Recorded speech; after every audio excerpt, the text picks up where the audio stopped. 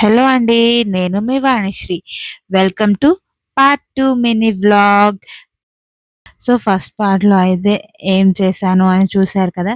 ఇంకా సెకండ్ పార్ట్‌లో అయితే ఫస్ట్ ఇంకా స్నానం చేసుకొని రాగానే ఇలా గ్యాస్‌కి పూజ అయితే చేసుకున్నా. అండ్ దాని తర్వాత ఇలా ఒక పీఠం పెట్టి సెపరేట్‌గా ఇలా 33 ముగ్గులు, దానికి పసుపు, కుంకుమ, అక్షతలు అన్నీ ఏసి దానికి స్పెషల్‌గా పూజ చేశాను.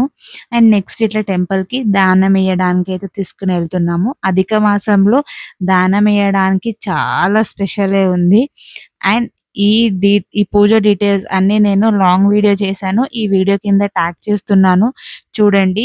అధిక మాసంలో మనం ఏం చేసినా అధిక ఫలం ఉంటది. అండ్ దానానికైతే ఇంకా చాలా స్పెషలే ఉంది.